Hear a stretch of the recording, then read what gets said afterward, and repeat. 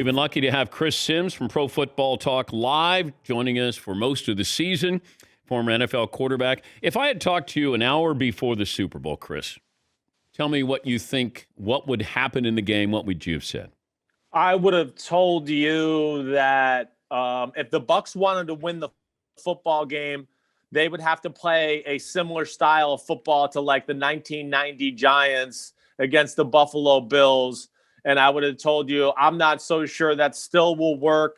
I worry about their ability to stop the Kansas City passing game, and I think the Kansas City Chiefs will win the game. That's what I would have told you before the game. I was curious about the adjustments or the lack thereof that Kansas City had. We know that Tampa made adjustments from the last time they played. It felt like Kansas City thought that they could do what they did the previous time, Chris. So, right. I mean, that was kind of strange there. What adjustments could the Chiefs have made, in the first half or certainly the second half? Right. Well, I mean, first off, I think you bring up a good point. That's the psychosis, I think, of like when you've lost to a team, right? Or a team, two teams have played each other earlier in the year, and now it's a Super Bowl. The team that lost, I do think has the advantage in that because they go, wait, we got to change something, right, Dan? What we did the first time is not going to work, and we might have to gamble and take a risk here and there. The team that won, of course, comes going, hey, we can still do a lot of the stuff we did first time around. It all worked. So let's stay and keep some of that game plan there. So that is some of the psychosis you could fall into the trap there. What I thought we would see more of course, I was worried about the pass rush of the Bucs and all of that. We know that. But what I've seen down the stretch of the year is a lot of teams have tried to do what Tampa did to the Chiefs last night. But the Chiefs have still had a phenomenal short passing game and other ways to get the ball moving that way than to go, wait, okay, you want to play all this coverage? All right, well, we're picking you apart with the short passing game. Now you need to start coming up and covering us a little tighter, and then they take shots down the field. But that was the greatness of Bowles' defense, I think. One, the front four got there by themselves for the most part of the night. They brought a few blitzes real early just to make Kansas City think about it, and then played coverage from there on out. And I think the other big thing too, Dan, sorry for the long answer, is the two middle linebackers in the middle of the field allowed them to play that style of football because then they could play safeties deep, protect the sidelines. All right, now we're vulnerable in the middle, but we got two super freaks in here who we think can handle Kelsey to a degree. And that's really the brilliance of what Todd Bowles did. Who should have been the MVP? I think it's hard for me not to go with Brady. Okay. I think realistically, Devin White, I think, is a guy that should have been in that conversation of watching the football game.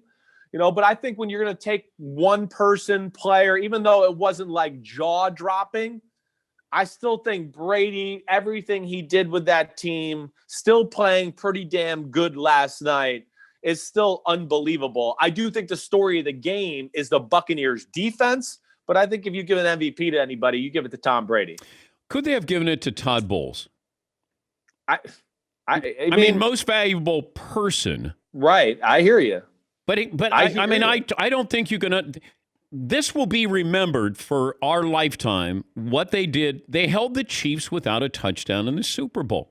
I agree. I wish they could pay more. I'm with you. Listen. You know me. I love quarterbacks. I love them all. But this goes back into our old conversation of just it's like the Heisman or the Super Bowl MVP. Your team won, the quarterback gets it. Great. But we've seen Super Bowl 42 with that Giants defense. Eli Manning got the MVP. I don't know. I'd like to go, Justin Tuck and Michael Strahan were really unbelievable. I do wish there was another avenue they could pay the defensive players a little bit more respect, maybe with some other type of award or a Todd Bowles, just to add some importance to what they did. And I brought this up about 20 minutes ago. Brady, when you have Brady, you have a chance. Right. So if I'm a defensive player, offensive player, I know that guy won down 28-3. We always have a chance. That confidence level cannot be understated with what Brady gives you. And I thought that was on display. That the Buccaneers looked really, really confident. Yes, they did. Dan, they're really talented. As we saw last night. They're. And I know I came on during the show earlier in the year and said, man, when they play their best ball, they look as good as anybody in the sport. there's just not a lot of weakness to anything any one area of their football team. We just wondered, can they all get it together and play at a high level, with this weird year and get it done in time? And I would say most times no, but that's where Brady comes in, to your point, I think. He gives everybody the confidence, the polish, the work ethic. He lights the fire under everyone's butt, whether he's saying it with words or not, because they see him working and they go, I don't want to let him down. But what are the odds that Gronk, Antonio Brown, and Leonard Fournette would all contribute in a big way? Well, and to me, that's the Brady effect too. They're not there if it isn't for Brady. That's the other aspect of the whole thing that I think is just, you can't quantify it with stats or anything like that. This team was awesome. Fournette, Gronk, Antonio Brown came there because of Tom Brady. And that is special. That is what Brady is, the ultimate general, the ultimate clutchest quarterback ever. But it was a great team effort. And I think where I really undervalued the game more than anything to me, Dan, I thought the O-line for the Chiefs would be able to hold up a little bit better. And I think the other aspect is Patrick Mahomes was nowhere near 100%. And that was a big aspect of the game. His ability not to be able to really run full speed, or some of those throws he made where he had to throw the ball away, I would go, man, 5 weeks ago, he would have turned the corner there and threatened the line of scrimmage. And now guys would have had to come up to him and make a tackle, and he would have thrown a laser by them. That was a big aspect of the game, I think, that we all could talk about a little bit more. Yeah, I thought that would have been Buffalo's game plan or Cleveland's game plan, is to make him run, put pressure on him with that toe, and hit him. If you don't sack him, hit him. And they had 24 pressures. They hit him 12 times. Brady got hit twice. And it almost felt like Mahomes was back at Texas Tech. The officiating in the first half, how much credence do you give to some questionable calls there? I don't like any of them. Listen, the Bucs were the better team. The Bucs were going to win the damn game no matter what. So I'm not sitting here trying to make excuses or do anything like that. I'm just looking as a football fan and everything we watch through the playoffs.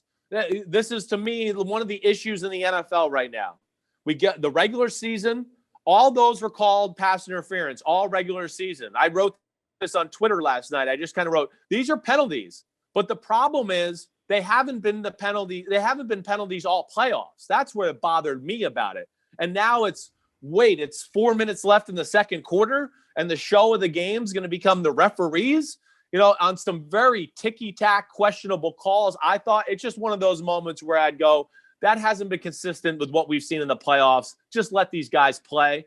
I thought that was a little bit bad on the NFL's part. He's Chris Sims, Pro Football Talk Live, co-host. Should a team trade for Carson Wentz? Yes. Well, I mean, I'll state it first to go. Carson Wentz needs to get the hell out of Philadelphia, period. He's in a no-win situation. Jalen Hurts is still there. So what? They brought in coaches that like you. As soon as you play bad, the whole city of Philadelphia is going to go, you stink, get the hell out of there. So he's got to go. And I do think, hey, the Colts, Chris Ballard and company, Frank Reich has history with them. I would think they have Carson Wentz towards the top of their list as far as acquiring quarterbacks. Yeah, I just don't know how much you trade for him, because you're taking him. It's like Jared Goff. You're taking him off your hands. You're taking him off your salary cap. Right. I was told that the Eagles were asking too much, and that's a couple of first-round picks and maybe a player. But I don't know. It feels like if I'm the Colts or the Bears, if I'm going in on Carson Wentz, why don't I go all in on Deshaun Watson? Listen, I hear you. I think you make a good point. And what I would want to tell you, Dan, is why would Chicago want Carson Wentz? Why? I mean, to me, they're playing with fire with wanting him too. If he doesn't play good, they're just going to go, look, Matt Nagy and Ryan Pace can't evaluate quarterbacks. Philadelphia didn't even want this guy. Why did we bring him in here? To me, there's too much of a negative conversation about Wentz to want to be in Chicago. And I agree with what you're saying. They got to be careful about how much they ask to trade for him. One, you're right about the money situation. You're taking him off the hand because of that. And two, listen, there's a negative connotation around Carson Wentz right now. So you're taking a little gamble and taking him on anyways, because if it doesn't work out, everyone's going to go, Philadelphia didn't want him. Why the hell did you guys. And that's why I can understand teams saying we're not going to give up the house for Carson Wentz. Any chance Drew Brees doesn't retire? And if he does, are they set at quarterback? Well, I would expect Drew Brees to retire. I mean, it's an amazing career, but I think we can all see the skills have clearly diminished. And listen, without, being shy here, he's one of the negative aspects of their team really the last few years. So I would expect him to not be there anymore. Now, the quarterback on their team, yes, I think that he's a believer in Taysom Hill, and I think he really likes Jameis Winston. Exactly. I couldn't think of his damn name there. I think Sean Payton likes both of those guys. So, yes, I think the quarterback of their team is on their team right now, and they'll try to re-sign Jameis Winston in free agency. Hey, thanks for coming on this football season, and we appreciate your time. And what do you do now? Well, I mean, that's what I was going to say. Why are you saying goodbye to me? I mean, are you going to call me in the quarterback draft or free agency? I mean, I'm kind of good at that stuff. I mean, geez, I didn't know I was just going to toss me into the trash. Well, this was just sort of a, hey, thank you. The season ended, but we're gonna call you. Okay. I promise we'll call you. All right, good. I'm still in the circle of trust. We're still friends and the trust tree and all that. Yeah. Yes. All right, just as long as I am with you, the hell with Fritzy and the rest of the crew. I don't care about them. I can't guarantee Fritzy won't bother you, but I'll try to keep it to a minimum. Okay, thank you, man. Thank you, Appreciate Chris. it. That's Chris Sims, Pro Football Talk Live co-host.